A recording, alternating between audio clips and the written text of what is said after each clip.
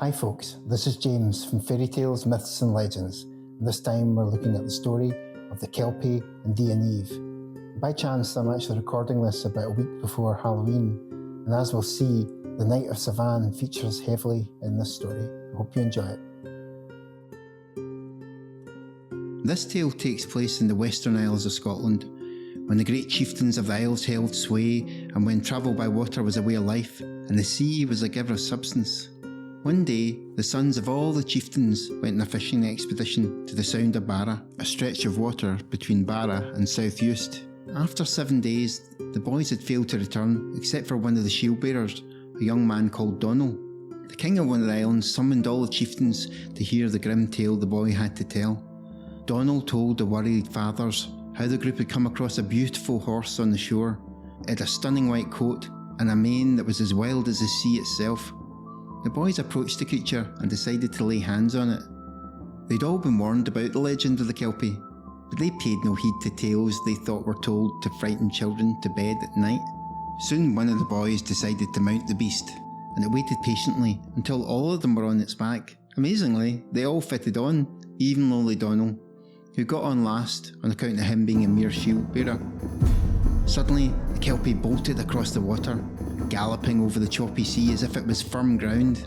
It was as the Kelpie ran wild through the troughs and across whirlpools that the young men realised they were stuck to the animal.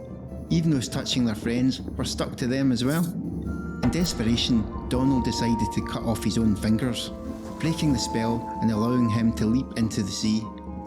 The other lads were less lucky, and they were stuck fast as the Kelpie plunged headlong into the whirlpool known as the Corrie Vrecken. From the Gaelic meaning cauldron of the speckled seas, that maelstrom lies between the islands of Jura and Scarborough, and the Celts believed that it was the entrance to the Otherworld.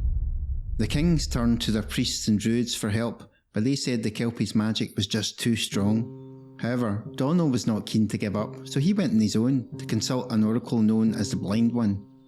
As an act of faith, the old man, who was called Dal, asked Donal to put his wounded hand in a boiling cauldron.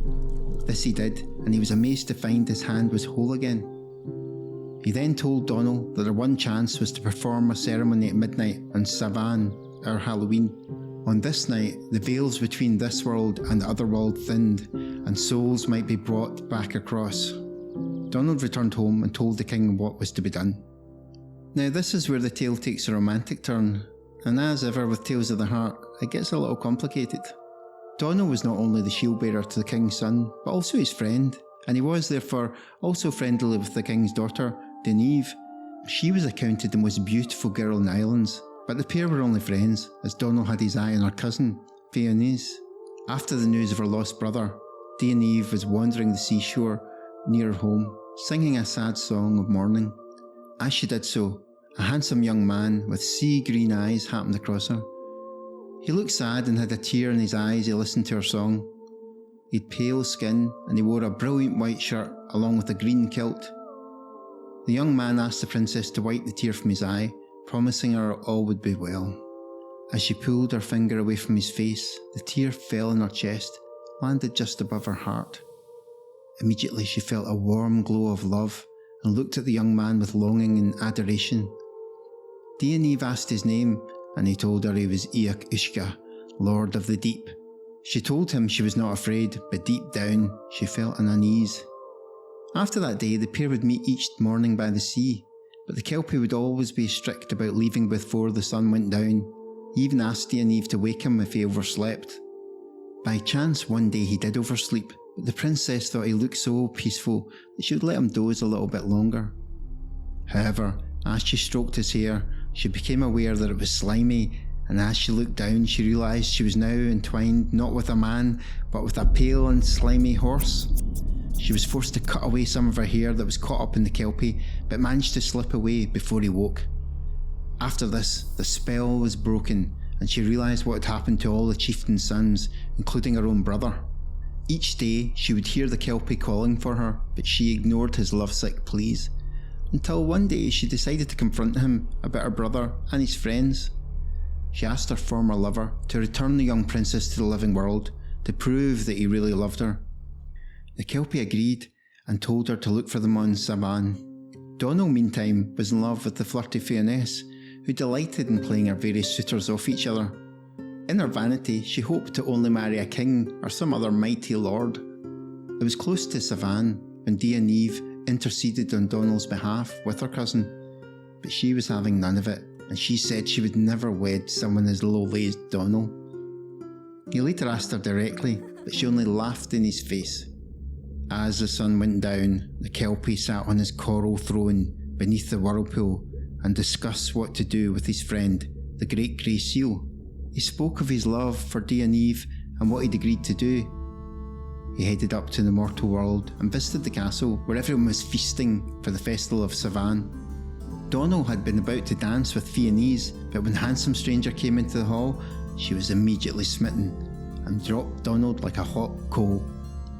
The Kelpie danced with Faoineis and then told her to meet him on the beach after midnight so they could journey to his realm. Donal tried to warn the girl he loved, but she just thought him jealous and scolded him for lying to her. She met the handsome stranger on the shore, and under the moonlight he placed a coral ring on her finger, telling her she was now his forever. Even as she took his hand, she found herself on the back of a wild horse as it galloped across the sea towards the dark whirlpool where his realm lay. Her screams were mixed with that of the gulls as she plunged into the icy blackness. Meantime, Old Man Dal was performing his magic to bring the young men back. Just as he did so, the Kelpie was back on his throne and he ordered that the chieftain's sons be released. The great whirlpool began to spin, a storm raged across the sea, and then a great wave threw the young men back onto the shore of the living, alive and well.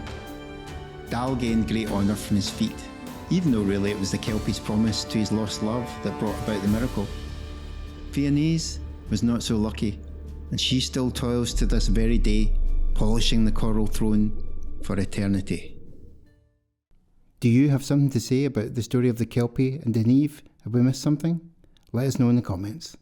If you enjoyed this video, please do subscribe, as it helps us fund the channel. This has been James from Fairy Tales, Myths and Legends. We hope to see you again soon.